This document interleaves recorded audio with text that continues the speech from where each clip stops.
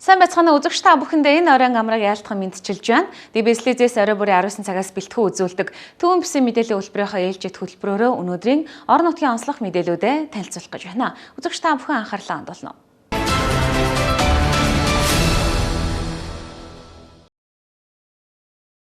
Батлан хамгаалах тогтолцоонд сэргэлт хийж эх оронч үзэлд суурилсан хүн төвтэй бодлого хэрэгжүүлэн үндэсний сөрөн тэсвэрлэх чадварыг бэхжүүлэх зорилгоор Монгол Улсын батлан хамгаалах салбарт 2025 оныг эх оронч Монгол их сэргэлтийн жил болгон зарлжээ. Энэ хүрээнд эх оронч дарханчууд 1 сарын нөлөөлөл аяныг аймгийн гэмтэргээс өрсөн сэргийлэх ажлыг зохицуулах салбар зөвлөл аймгийн засаг даргын тамийн газрын цэргийн штабаас зарлалаа. Тус аяны нээлт найрамдал талбайд зохион байгуулагдсан юм. Аяны хүрээнд сарын хугацаанд эх оронч үзлийг төлөвшүүлэх чиглэгдсэн сургалт сурталчилгаа, хилэлцүүлэг, техникийн үзэгслэн, эх орон танаа хүндэтгэлийн тоглолт, соёл урлаг болон нөлөөллийн олон талт үйл ажиллагааг зохион байгуулахаар төлөвлөжээ. Нээлтийн үйл ажиллагааны үеэр Монгол улсад орчин цагийн зэвсэгт хүчин үүсэн хөгжсөний 104 жил Монгол цэргийн өдрийг тохиолдуулан Дархан улаан аймгийн үндэсний аюулгүй байдлыг хангах тусгайлсан чиг үүрэг бүхий байгууллагуудын дундах 9 төрөлт цогцлбор тэмцээний аваргуудад шагналыг нь гардуулсан юм а. Мөн энэ онд 18-наас хүрсэн залуучуудад цэргийн үүрэгтний үнэмлэх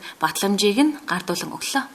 Эх орноо хайрлах гэдэг бол хамгийн энгийн өдөр тутмын ажил амьдралын хэв маяг хөвшил хандлага эерэг одоо нийгмийн оролцооноос шалтгаалдаг. Тэгэхээр аж ахуйн нэгж байгууллага иргэн бүр өдөртөө оролцох ийм боломжтой ийм аян байх юм аа. Тэгээ хамгийн түрүүнд бол манай тусгай чигүүргийн байгууллагууд нэгдэж өнөөдрийн нээлтийн арга хэмжээг амжилттай сайхан зохион байгуулж байгаа.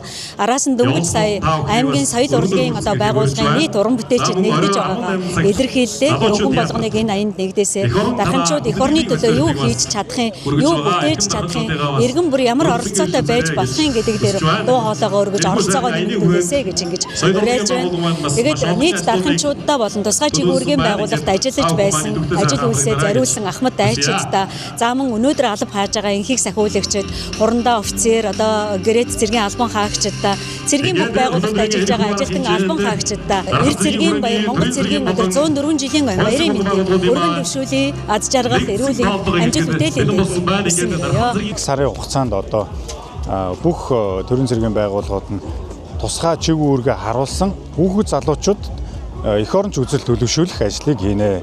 За эх оронч гэхээр одоо хүүхэд залуучууд маань их эцгээ хайрладаг, их байгаль дэлхийгээ хайрладаг. За олон одоо ажлуудыг хийхээр байгаа. Бид нар бүгд одоо хамтраад өнөөдөр 1 сарын аяныг ингээд зохион байгуулж байгаа. Өнөөдрийн баярын арга хэмжээндээр бид нар цэргийн штабын зүгээс цэргийн насанд хүрсэн залуучууд бас цэргийн өргөтний үнэлэх бас гардуулж байгаа. За мөн оюутан цэргийн бүртгэл бол явагдаад дууссан. За энэ сарын 19-20-нд бол одоо эрүүл мэндийн үзлэг, биеийн тамирын шалгалтыг авнаа. Тэгээ үндсэндээ энэ жил бид нар оюутан цэргийн мэргэжил болох сургалтыг зохион байгуулна. Мөн одоо дөл одоо улсын аврах шалруулах хүүхдүүдийн тэмцээн уралдаан байгаа. Тэнд бид нар бас урьдчилсан байдлаар аймгийн хэмжээний аврах шалруулах тэмцээний уралдаан зохион байгуулах. Өнөөдөр би оюутан цэрэг хөтөлбөрт хамрагдах хүсэлтэй байгаа. Тэрэндээ бүртгүүлээд өнөөдөр оюутан цэргийнхаа өрөмлөхийг болон батламжийг гартаж авах гээд ирсэн байна. Оюутан цэргийн хамгийн том давуу тал бол 1 жилийн цэргийн албыг 3 сард эзэмшээд иргэнэ. Энэ маш том давуу талтай. Яг бол цаг хугацаа хэмнэн. Тийм учраас оюутан цэрэгт хамрагдсан илүү их цаг хугацаагаас гадна олж авах бүх мэдлэгээ 3 сарын дотор олж авах нь маш том давуу талтай. Бүх эрчүүдтэй эр цэргийн баярын мэндийг хүргье. Монгол улсад орчин цагийн зэвсэгт хүчин үүсэж хөгжсөний 104 жил Монгол цэргийн өдрийн мэндийг батлан хамгаалах, зэвсэгт хүчинтэй ажил амьдралаа холбосон үе үеийн ахмадууд нийт албан хаагчдаа дэвшүүлье.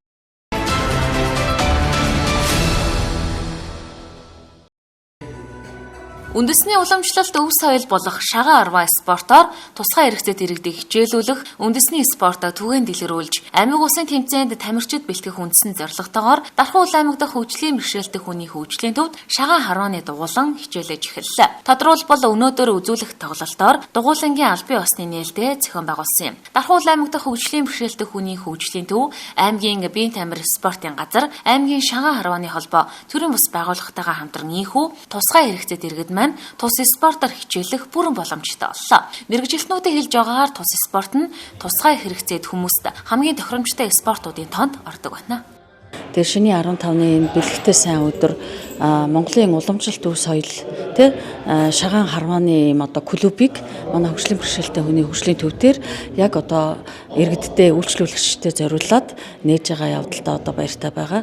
За энэ ажлыг бол бид бас он гараад Бэн тамир спортын газартайгаа харилцан ярилцаад за тэгээд хөгжлийн бэрхшээлтэй хүмүүст яг ямар спортын төрлөөр хичээлүүлвэл илүү тохиромжтой байх юм бэ гэдгийг бол бас ярилцаад сонгосон ийм хэлбэр байгаа. Дээр нь бас Бэн тамир спортын газартайгаа хамтраад манай аймагт хичээлдэггүй хонгод бөмбөг гээд бас манай хөгжлийн бэрхшээлтэй хүмүүст бас нэлээд тохиромжтой юм спорт байгаа. Тэгэхээр энэ спортын төрлийг 4-5 сараас эхлээд хичээлүүлж эхлэе гэсэн бодолтой энэ спортынхаа бас тэмцээнийг хийх зорилготой байгаа. Боочигийн одоо клуб дугуйлан бол манай дээр хичээлж байгаа. Боочи бол нодлон жил улсын авраг шалгаруулах тэмцээн бол манай аймаг дээр зохион байгуулагдсан шүү дээ. Тэгээ энэ жил бол бид бас Боочигийн аймгийн аврага аймагтаа зохион байгуулна гэж бодож байна. Тэр утгаараа бол бас бэлтгэл хангагдаад тамирчид маань сонирхсан хөгжлийн бэрхшээлтэй иргэд маань ирээд дугууландаа хамрагдаад ингэ явж байгаа. Өнөөдөр энэ бэлэгдсэн өдөр бас хүний хөгжлийн төвтэйгээ манай байгууллагын арга зүйчтэй болсон. Энэ чиглэлийг хариуцсан. Энийг ингэж бид нар хамтарч ажиллаж одоо иргэдтэй үйлчлэх 7 хоногт 3 удаа түүнээс дээш заал тархимаар хангаж цааш тэмцээн уралдаанд оролцуулах энэ чиглэл рүү одоо дэмжиж байгаа манай байгууллагын анхны одоо энэ жилийн том ажлын нэг байна.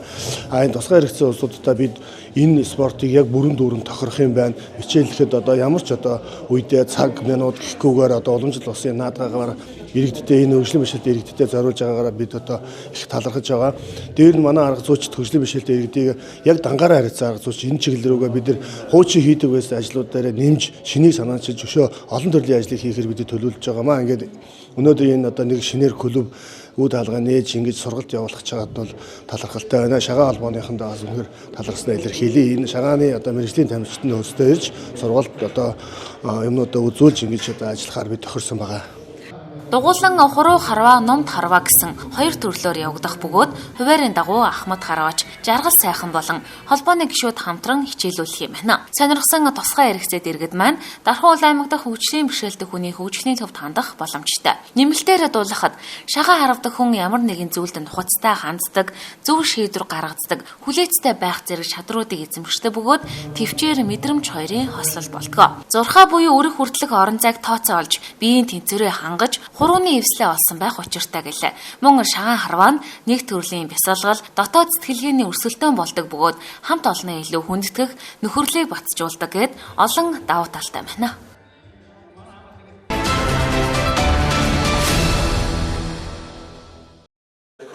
Өнөөдөр зохион байгуулагдсан удирдах ажилтны зөвлөгөөний үеэр Дархан уул аймгийн засаг дарга аз жаргал хэд хэдэн үүрэг чиглэлүүдийг удирдлагуудад өглөө. Тодорхойлбол хаврын уйлрал эхэлсэндээ холбогдуулан шар усны үер, хуурай шилтаа сүүдэх, ой хэрийн галт өмрөөс өрсөн сэргийлэх арга хэмжээ авч ажиллах, хаврын их цэвэрлэгийг эхлүүлэх, зам дагуух хашаа хаас, тэмдэглэгийг будаж өнгийг нь сэргээх, мөн хүүхдийн төлөө үйл ажиллагаа явуулдаг Бэн тамир спортын газар болон хүүхэд гэр бүлийн хөгжил хамгааллын газрын үйл ажиллагааг бүх шатны төрийн байгууллагууд дэмжин ажиллах, ажиллахыг уриаллаа. Мөн малын халдварт өршнөөс өрсөн сэргийлэх, улсын бүртгэлийг хилдэс, нийгмийн даатгалын газар, татврын газар, хөдөлмөр халамж үйлчилгээний газар зэрэг иргэдэд тогтмол үйлчилгээ үзүүлдэг байгууллагуудыг хүнд сурталгүйгээр иргэдэд чирэгдэлгүй ажиллахыг тус тус үүрэг болголоо.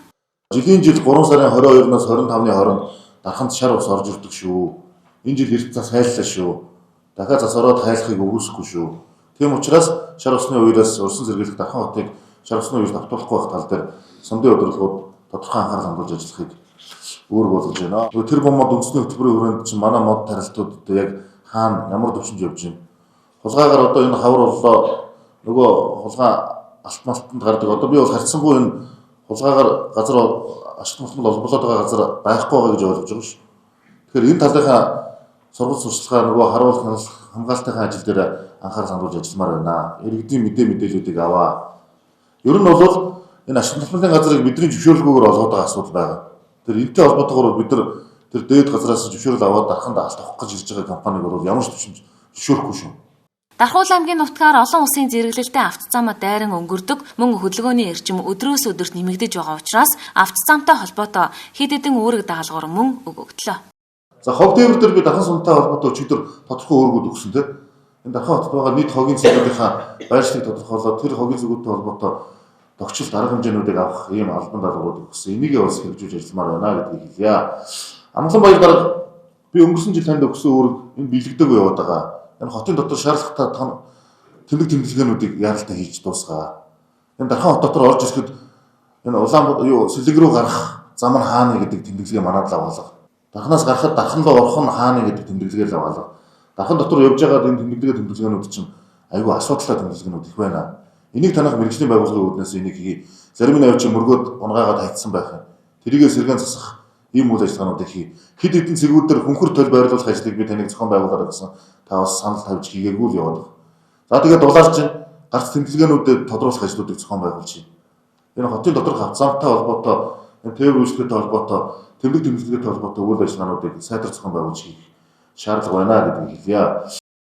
Өнөөдрийн удирдах ажилтны зөвлөгөөний үеэр улсын хэмжээнд салбартаа тэргүүлсэн хамт олноор тодорсон Дархан улс аймгийн газрын харилцаа, барилга хот байгуулалтын газар болон шүүхийн шийдвэр гүйцэтгэх ерхий газрын харьяа, шүүхийн шийдвэр гүйцэтгэх 445 дугаар ангид тус талархал гартууллаа. Мөн орон нутгийн шилдэг төрийн байгууллагуудыг тодруулан шагнан урамшуулсан юм а. Тодруулбал аймгийн соёл урлаг аялал жуулчлал залуучуудын газар, худалдан авах ажиллагааны газар, нийгмийн даатгалын газар, биеийн тамир спортын газарт тус орон нутгийн шилтгэн шагнал нь гардууллаа.